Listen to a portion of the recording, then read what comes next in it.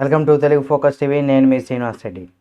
విజయసాయి రెడ్డికి ఇప్పుడు ఆయన వైసీపీ పార్టీకి అలా రాజ్యసభ సభ్యత్వానికి కూడా రాజీనామా చేసిన విషయం మనందరికీ తెలిసిందే. అయితే ఇప్పుడు ఆయనకి సంబంధించి కూడా ఒక కీలకమైనటువంటి పదవి రాబోతుందంటూ కూడా ఒక వార్త సామాజిక మాధ్యమాల్లో బాగా వైరల్ అవుతుంది. ఆ పదవి ఏంటి ఏమనేది కూడా తెలుసుకునే ముందు మీరు కనుక ఇలాంటి మరిన్ని పొలిటికల్ అప్డేట్స్ కోసం చూడాలనుకుంటే మన Telugu focus TV channel subscribe చేసుకుని పక్కనే ఉన్న బెల్ బటన్ కూడా మాత్రం మర్చిపోకండి. ప్రతిరోజు మార్నింగ్ 7:30 లైవ్లో కూడా మీరు అనేకమైనటువంటి వార్తల్లో కూడా చూడొచ్చు.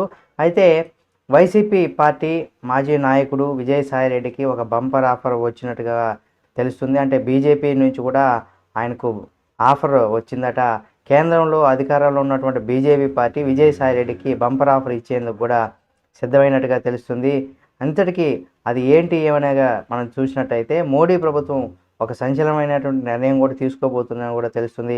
వాస్తవంగా ఆడిటింగ్ నుంచి కూడా రాజకీయాల్లోకి వచ్చినటువంటి విజయసాయి రెడ్డి ఢిల్లీ రాజకీయాల వరకు కూడా వెళ్ళారని కూడా చెప్పుకోవచ్చు. ఆంధ్రప్రదేశ్ మాజీ ముఖ్యమంత్రి వైఎస్ జగన్మోహన్ రెడ్డి గారు వద్ద నమ్మిన బంటుగా కూడా ఉంటూ విజయసాయి రెడ్డి రాజ్యసభ సీటుకు కూడా దక్కించుకున్నారు. అలాగే వైసీపీ ప్రభుత్వంలో కూడా అలాగే కీలకమైనటువంటి పాత్రను కూడా పోషించారు విజయసాయి రెడ్డి. అప్పట్లో సజ్జల కంటే ఎక్కువగా ప్రాధాన్యత ఉన్నది కేవలం విజయసాయి రెడ్డికే. అలాగే పార్టీలో నంబర్ 2 స్థానాన్ని కూడా జగన్మోహన్ రెడ్డి గారి తర్వాత విజయసాయి రెడ్డి నంబర్ 2 ప్లేస్లో ఉన్నారని కూడా చెప్పుకోవచ్చు. అయితే సజ్జల కంటే జగన్మోహన్ రెడ్డికి విజయసాయి రెడ్డిని ఎక్కువగా నమ్ముతారని కూడా చెబుతూ ఉంటారు. అంతలా ఏపీలో ఆయన ప్రభావం చూపించారని కూడా చెప్పుకోవచ్చు విజయసాయి రెడ్డి. అయితే నేరుగా జరిగినటువంటి ఎన్నికల్లో ఎప్పుడు కూడా గెలవలేదు, కానీ రాజకీయాల్లో ఎత్తులు వేయగల సిద్ధహస్తుడుగా ఉన్నాడని కూడా చెప్పుకోవచ్చు. విజయసాయి రెడ్డి పేరు ఉందని కూడా మనం చెప్పొచ్చు. అయితే అలాంటి విజయసాయి రెడ్డికి కూటమి ప్రభుత్వం అనేక ఇబ్బందులు వచ్చాయి.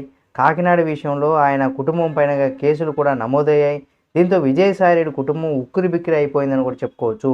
అయితే బీజేపీ వద్దకు ఈ అంశానికి తీసుకువెళ్ళారంటగా విజయసాయి రెడ్డి తీసుకెళ్ళినట్టుగా కూడా పలు కథనాలు అయితే వచ్చాయి. తాను రాజకీయాల నుంచి కూడా తప్పుకుంటానని అనంతరం విజయసాయి రెడ్డి ప్రకటించిన విషయం మనందరికీ తెలిసిందే. రాజకీయాలకు గుడ్ బై చెప్పి వ్యవసాయం చేసుకుంటానన్న విజయసాయి రెడ్డి ప్రకటించారు కూడా. కానీ ఇప్పుడు ఆయనకు బీజేపీ నుంచి ఒక బంపర్ ఆఫర్ వచ్చిందని కూడా తెలుస్తుంది.